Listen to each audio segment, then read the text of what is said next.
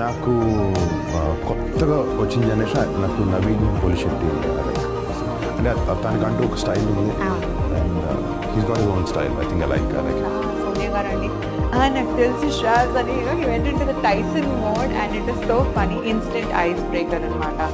That way he's very jovial, very sweet person, but also they noticed it's not just comedy timing and making everybody laugh. He has this other shade also. And like అంటే ఆ క్యారవాన్లో మహేష్ నువ్వు ఎలా అను నేను ఎలా అంటా నువ్వు ఎలా అని ఒక ప్రిపరేషన్ ఉంటుంది.